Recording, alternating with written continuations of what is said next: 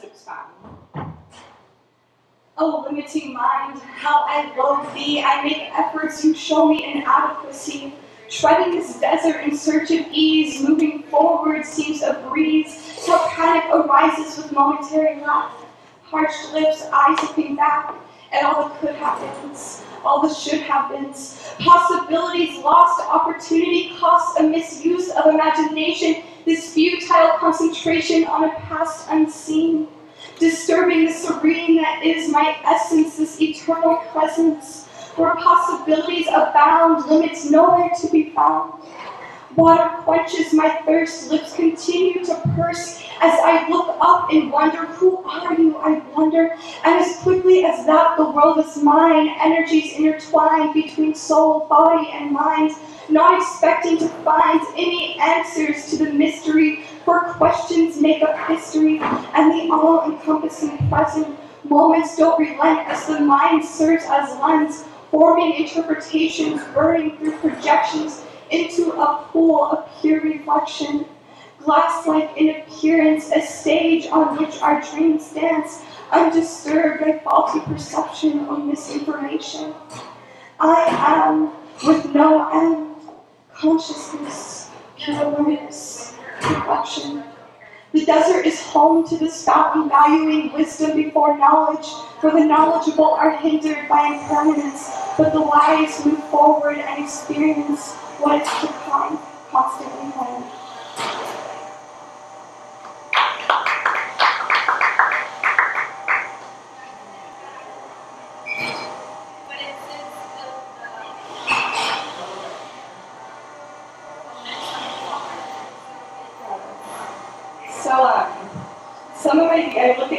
I've studied psychology, sociology, global conflict issues, various peace strategies. I'm pretty concerned with the various things that go on in the world and how humans react with them and with each other. And so this one is called Because Toast.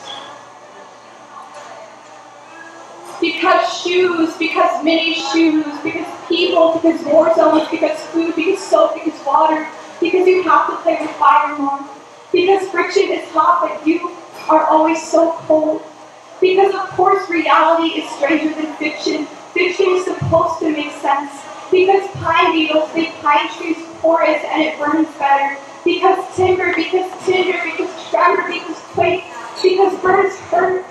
Because you have to play with fire and knives and geometry and why is that satanic and holy crap, because war on knowledge. Because of shoes, because of boats, because of boots. We got armadas, we caused damage, we got damage, we caused hundreds of billions of light years. Every light a year we see in the distance. And speaking of which, where's my sideways elevator? And what's with the war machines, bro? Don't tease me, bro, don't tax me so much. Because food, not bombs, because connect the dots. How do you survive on commercials? How do you starve? How do you forgive for good? How do you forget misunderstood? How do you regret the unknown? How do you let go, catch, and release? Won't feed. All my old thoughts hate me. All my bad thoughts make heat.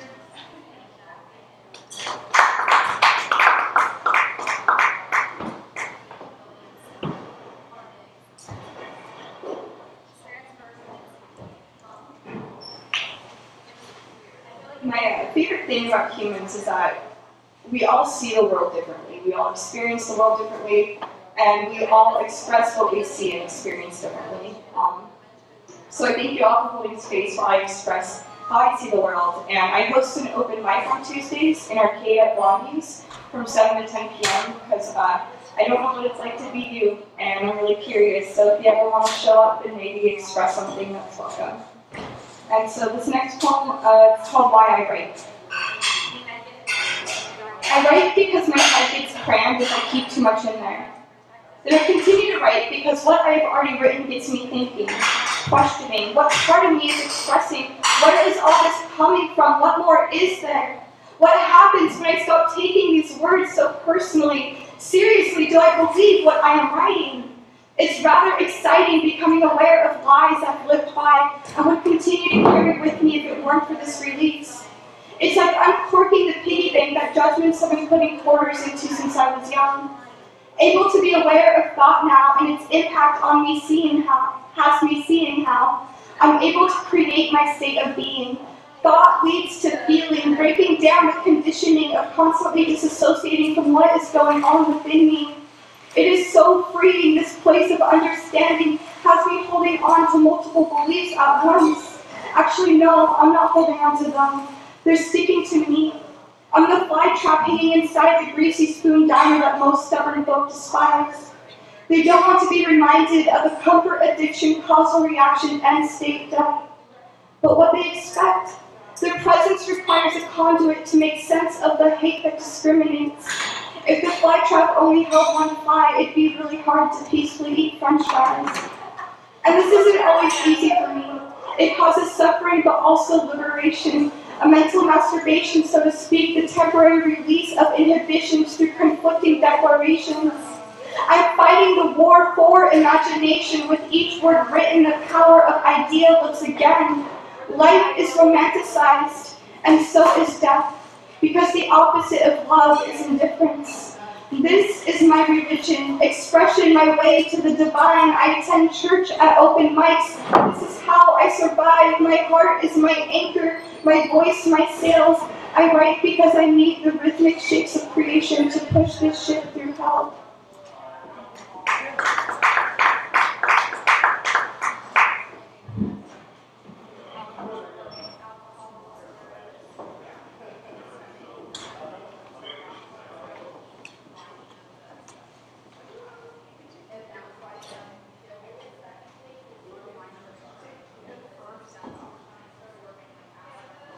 So this next one, when I first moved to Humboldt County, I lived up in redwood trees to protect them from getting clear cut. And I learned a lot. I learned why people do clear cut. I learned why people sit in trees to protect them. I kind of got to view it from a lot of different people's perspectives. And then to going out in the community, and some people thinking that climate change is a myth and doesn't exist, and some people that don't really care for trees, and then other people who love them and want to be able to live without them. So this poem is called Trees, and it's kind of a mixture of these perspectives, but mainly my own as a tree sitter. Trees, if they didn't exist, neither would we. This is the truth I want logging companies to see. I understand they need money to feed their families, but what good will money do us if we can barely breathe? Is sticking to this one way of putting food on their plates worth jeopardizing the survival of the human race? How long are we going to allow corporate greed to drown out human needs? They may think me radical or extreme. I think their priorities need adjusting. Corporations are not living things, so why sacrifice so much for a machine? Have they lost their ability to critically think?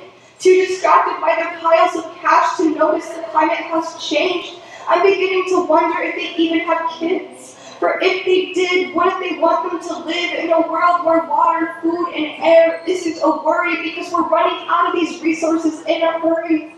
California is just one of many places dealing with drought, and they have the audacity to continue taking trees out. Unlike humans of this type, trees never stop contributing to life. They hold and absorb carbon dioxide so other existing species can breathe all right. Trees keep the water cycle going, producing rainfall so rivers keep flowing. Trees are of incalculable worth. Their purpose is to help, not to hurt. But in the disconnected minds of those in charge of logging companies, there is no profit in leaving a forest standing. Money is made by logging and cutting. My hope is that they all wake up and realize enough is enough. Deforestation and destruction of life has to end. The state this world is in leaves no room to pretend that everything is all right. I shouldn't have to fight for basic human rights. When will the human species unite? Because I am tired of this us versus them mentality. Each side viewing the other as enemy, when in reality we are all one big family. So dear confused humans contributing to death, there's only a couple things from you that I expect. Stop being greedy and separating into nations, and start thinking about the next 7 generations.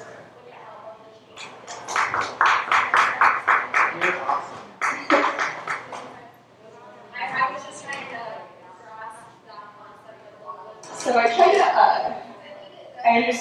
poetry is a little intense, so I try to put little calmer ones in between. So this is one of those calmer ones, just a really peaceful experience I have out in nature. And it's called Calling on the Muses. Recognizing beauty, here I am. Birds as muses, laughing voices, transcending division unravels within. The ancient birth of creation, tasting the fruit forbidden, remembering all that has ever been written and spoken, the truth of existence. Listen.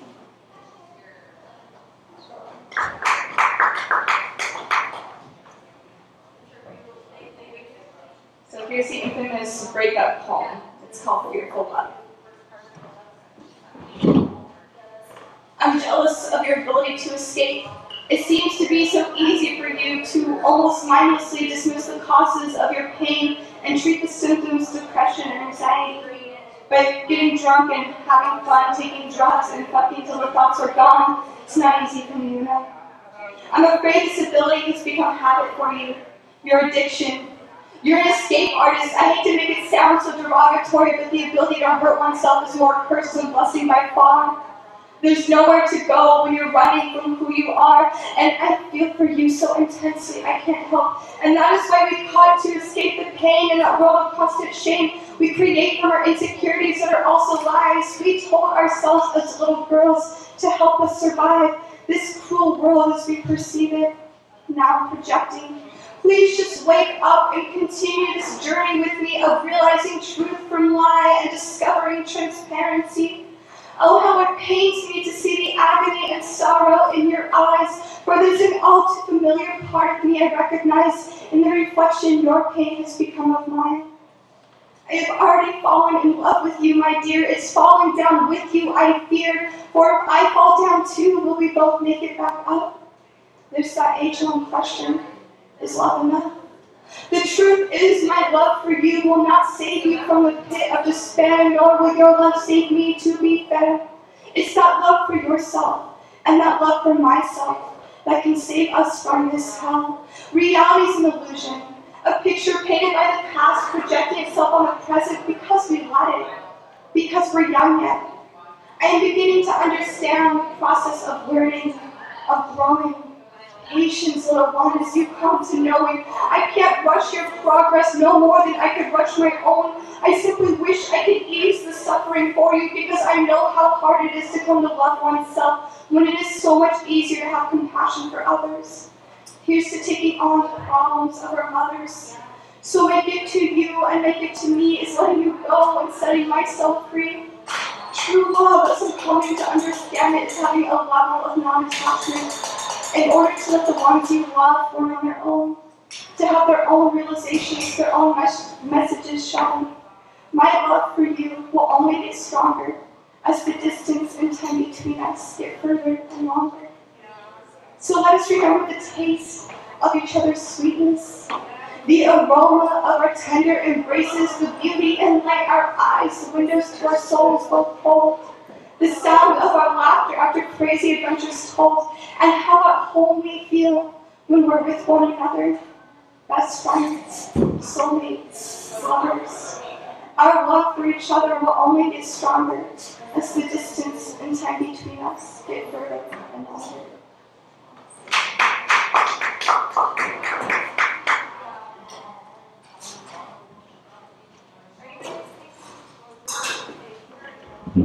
Thank you.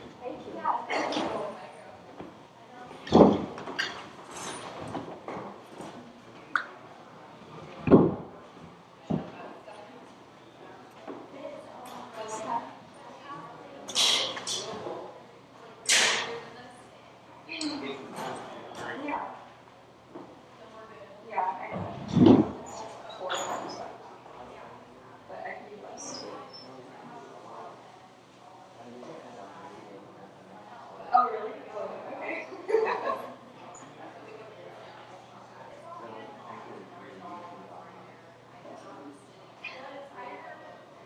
Oh, okay.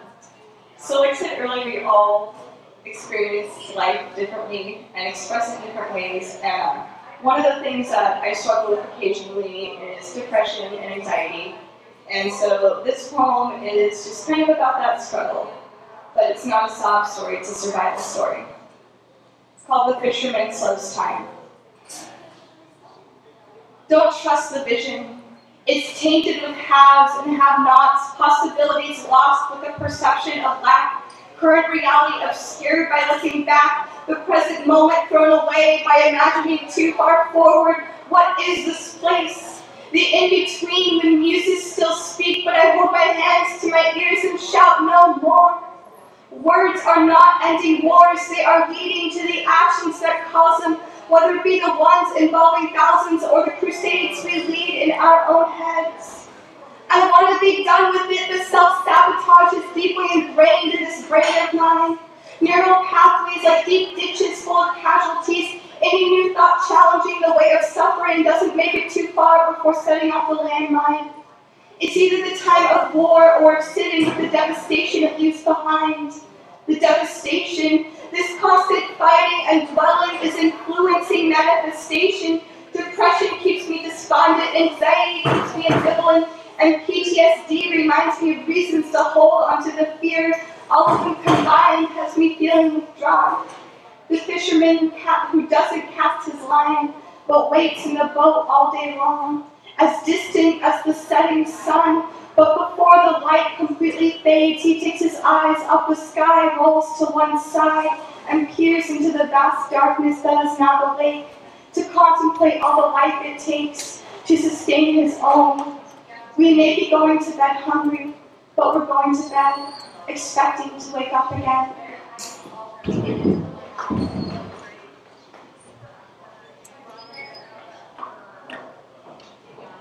So this next one was a little more lighthearted. I woke up laughing one day and was really curious as to where laughter comes from.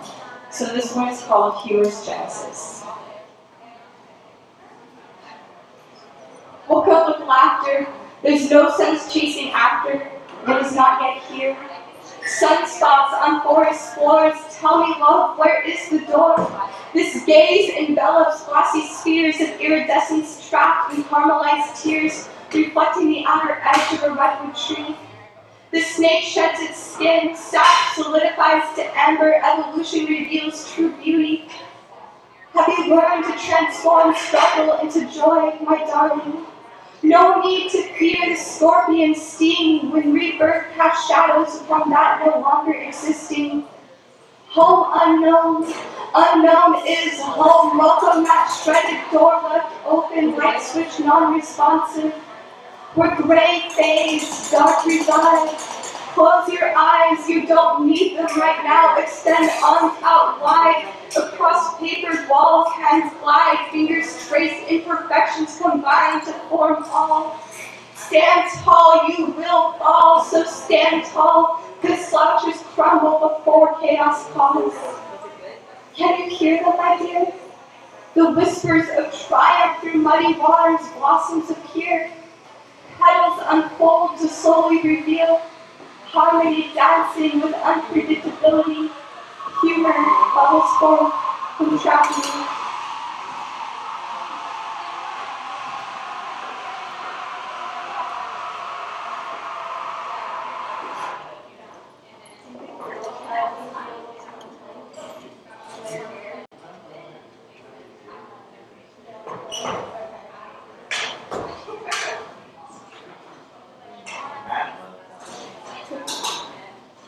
So this next one, I grew up here in America as a female-bodied person, and as such, I was told certain messages and conditioned to think and be a certain way.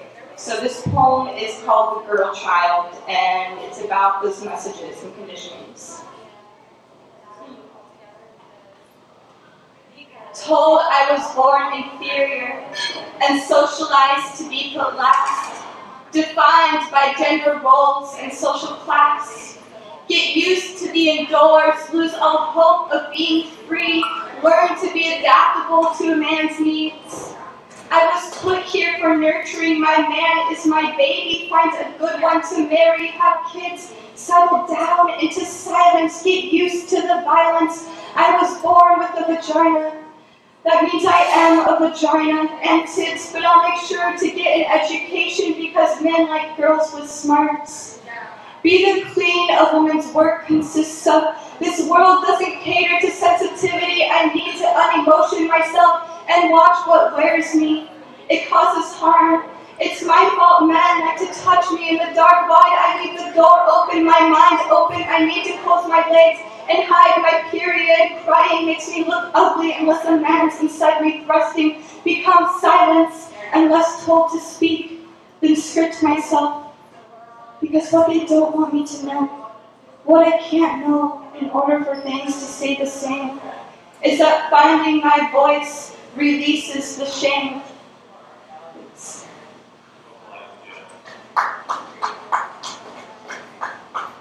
So here, that was a less intense one. This poem actually, it brings me a lot of peace and calm. It's called Empty Jars.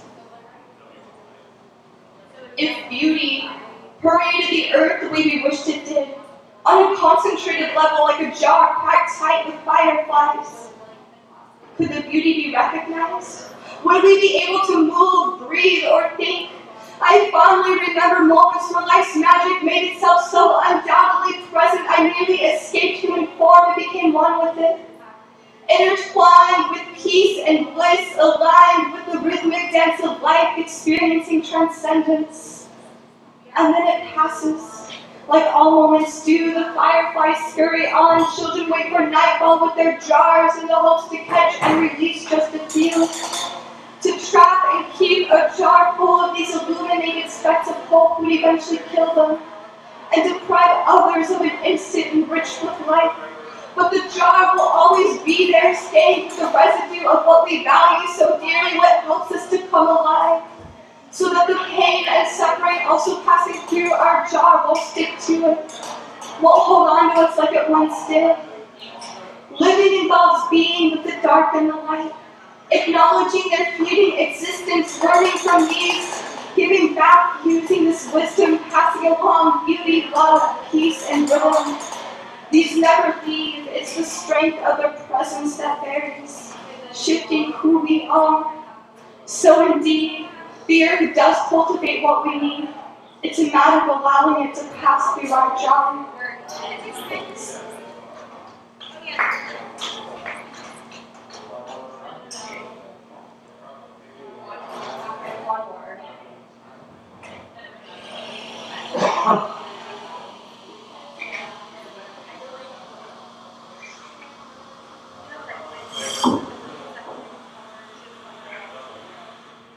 One of my favorite poets, Andrea Gibson, I asked her for advice and she told me to write about what terrifies me most. I don't believe it's healthy to live out of your fear, but it's healthy to be aware of what your fears are so that they can't limit you. So this is probably one of my most vulnerable poems. What terrifies me most? What terrifies me most is what I'm made of. A personal trauma-filled past and the accumulated karma of centuries of manipulation and dogma. I know karma doesn't work like that, but I have a sensitive heart that feels for the oppressed, and during this process of empathy, I become distraught by the catastrophe that is genocide. Because a group of humans thought they were right, and so the rest must be wrong, and so the rest must be righted, or the right group is being wronged. I hate empathizing with the oppressor, because seeing their side makes me the opposite of calmer. I don't want to be a colonizer, and then I imagine what it must be like to be a suicide bomber. Their suicide justified because they thought that what they were doing was right. I was there a few times during the socially constructed teenage years while trapped in foster care. My fragile ego had to make sense of the world. The memories added up to me being unlovable, so my last act of love would be to take myself out of the world. But it never felt right inside. I never wanted to cause more pain, but that's what each attempt did. But being in pain also caused more pain because the people around me, they couldn't look into their own pain and empathize with a human who lost their will to survive. Or maybe they could, but became too lost and not remember pain to help. What terrifies me most is losing that natural, innate instinct to keep on existing. I continue to find bees on the ground. They're just resting, I tell myself, because the truth stings. Human greed, funding experimental science, addiction to newest technologies. We want to be the best, but we're not watching where we're stepping, and I don't mean the sidewalk cracks. It's not a big enough gap for the privileged. First world nations hit home runs, the effects of which are pollution and poverty in the backyards of third world countries. 10-year-old in America sits at home living dreams on the iPhone. 10-year-old in China makes iPhones while dreaming of home. This world is backwards and insane, expecting sustainable solutions while continuing the process of ambition, also known as discontentment, all in the name of continued progress. When people start viewing suicide as an act of self-compassion, there's something deeply wrong. We're obsessed with communication, but it's not helping us listen. What terrifies me most is popular culture's method of education. Rigid guidelines and indoctrination, when some of the most amazing interactions I've had were with things that didn't speak the same language, whether it be humans, animals, or plants. The dropping of assumptions makes way for true connection. Defending the idea of rightness leads to violence. Oppression is violent. Oppression is asserting dominance. Asserting dominance is violent. I don't care what your title is. The law, teacher, doctor, sir, parent, or organized religion. What terrifies me most is that my presence is an inconvenience. Mental health is being criminalized along with homelessness and drug addiction. How ironic, the symptoms of a sick society are being blamed by that same society for the illness. The cancer patient blames the coughed up blood for being sick, imprisons it in a sauce, or maybe studying it will produce an answer. Being the judgment maker is a lot easier than healing. Interacting with a deeper sense of feeling that isn't distraught by things so mundane as impermanence, indifference, discrimination. Empathy doesn't have to lead to desperation. Dear sensitive child of first world nations, let your empathy guide you to altruism. Stop indulging in your privilege of pity. Learn from what is shitty. Give back so you're not like your forefathers who believed this world was theirs. And then there's the over-optimizers, the self-professed, self-aware, wounded healers, internal alchemizers, transforming their pain into beauty to help the survivors, waking up every morning with bananas in their smoothies while dope plantations are sickening indigenous families. Humans epitomize hypocrisy. Dear therapist, you're so obsessed with understanding and clarity. I don't trust you're hearing me clearly. We are the epitome of hypocrisy. I'm not spreading negativity. I'm a beacon of positive light. We tell ourselves so we can go to bed at night while our nightlights outshine the cultures being raped by rich guys. What terrifies me most is the lack of honesty happening.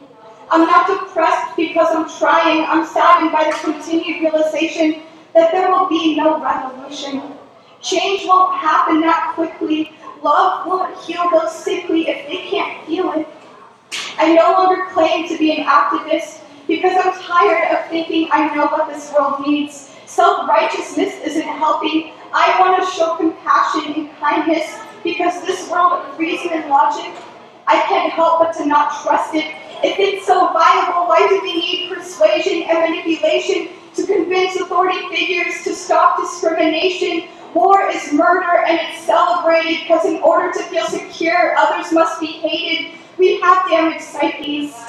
Maybe our spirits have been trapped in our minds for too long. Our identities too afraid of being wrong. Maybe this is what happens when the spring of life inside us goes silent.